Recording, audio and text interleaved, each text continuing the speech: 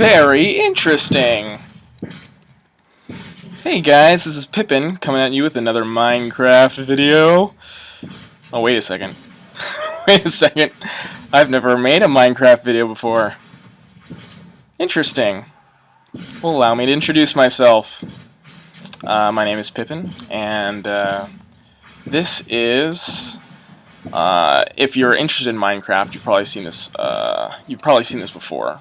This is Pandas and Daniel Coates' automated Obsidian farm, and I made a copy of my own. I was interested in perhaps showing you guys what's going on here. Just trying to get the switch of this right so that the items can fall through. There we go. You see the hole there now, so the items can fall through. So this farm does 9 obsidian per second, the fastest rate of sort of any farmed resource I've pretty much ever heard about. Of course, you can make some sort of, you can make plant farms of specific types that, if big enough, could obviously be faster than that. But this is not the first time I've launched this farm. I've had this farm running AFK for a week. And that's sort of the difference here, is I've got these panels right here, and comparators that indicate whether or not it's full. They are full. I'm done farming with this. I just wanted to show you guys how I acquired 3.4 million obsidian in a week without having to do anything. Well, that's not true, because I obviously had to farm, or set up the farm, and essentially get all the materials, get the whole setup, and then it's an AFK farm. Totally AFK.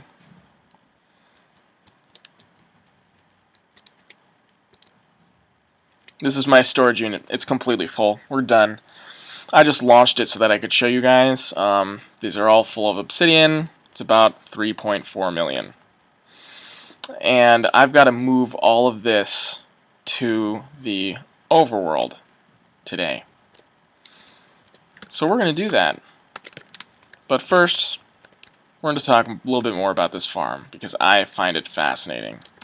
And I've been working so much with this farm that I know it inside out by now, because I've had to rebuild it several times. Fortunately, it's a rather simple farm. I've had to rebuild it several times because, obviously, we are dealing with a very dangerous catalyst here. That being the Wither, who, if he escapes, will dimension up and ruin a good portion of the farm, more or less, depending on if you lead him out quickly, so you can kill him up there on top of the end stone island. So, what's going on here is, if you can see in between those times, you can't see it very well right here. Let's take a look over here. So can we see better? Not really. Okay, so just take my word for it that there is a cobblestone wall, a single cobblestone wall, right underneath the Wither. He is standing on it, and since a cobblestone wall is 1.5 blocks high, and we've got him crunched in this upside-down brick stair, he's in a position to where he is immobilized, as long as he is not pushed or pushed by me, or, attacked, or, just essentially nothing. So as long as that happens, he's stuck there. Now, every single time the Wither gets hit, he crunches blocks. He doesn't just crunch blocks on his own. You have to hit him in order for him to crunch blocks. And so, we've got this dispenser here that's not firing arrows, but snowballs. And since snowballs don't cause any damage, but it's considered an attack, we've got the Wither crunching the obsidian. Now, that first part that you saw, the overworld portion, and that huge storage unit, which is not full anymore, but it was full, that unit and that area essentially updates the end platform by shooting a snowball through. And then we filter the snowballs into and through the end, and then it goes with the obsidian, and it gets sorted out, and then it gets filtered into the dispenser, and it gets shot. Now, the Wither is currently targeted on 2 things, and they're both villagers. This helps him stay in place, so we can continually just crunch these obsidian blocks that keep getting renewed. Now, his side heads are focused on this guy right here. They see him through the half slab, and they are firing against this wall effortlessly. Or, I mean, to no avail, because the black Wither Skulls cannot get through cobblestone. Only the blue ones can, and those are only shot, I think, in the second half of him being alive, when he's got half of his health down. And the other dude he's focused on is this little guy right here.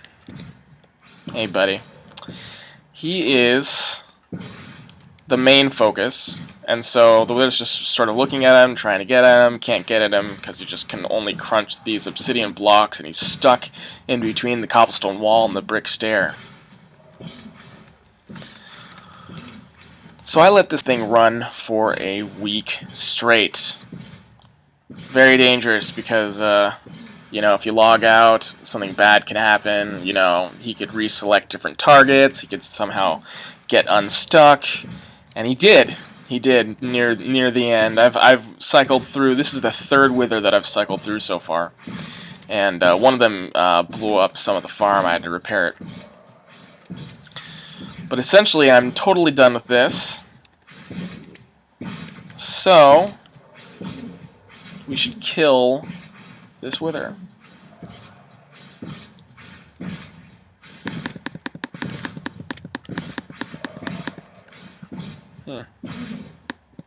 Take that block out, I guess. There we go.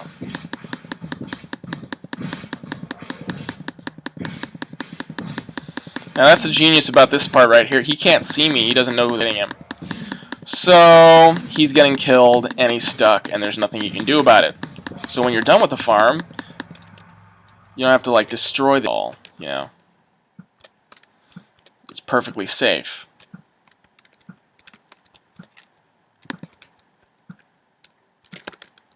Oh, there's the... I was like, where'd the Nether Star go? So now he's dead. And, yeah, that's pretty much the gist of the farm. You know, a lot of redstone in order to make it happen.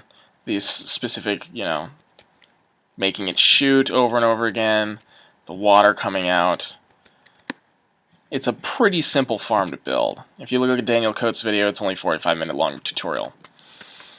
You know, compared to some more crazy stuff that you can imagine, you know, pretty simple, in my opinion. So that's off now. I actually want to spend all the snowballs, so I'm gonna leave it on until they're all just totally gone.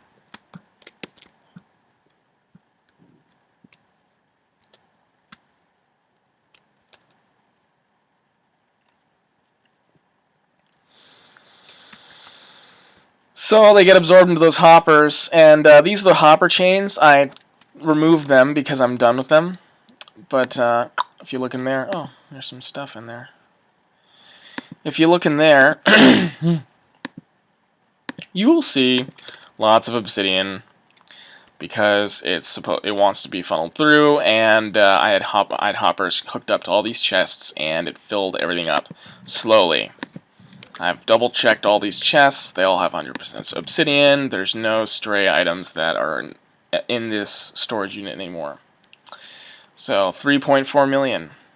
And guess what we get to do today? We are going to transport all of this obsidian to an already existing secondary storage area.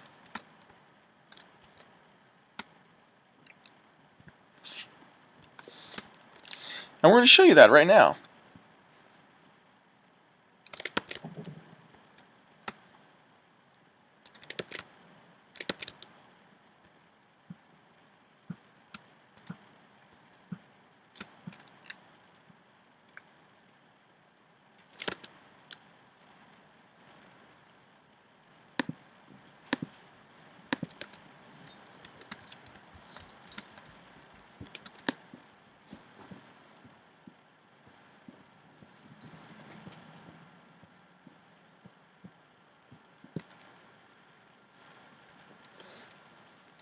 Oh yeah, one more thing before I leave, guys.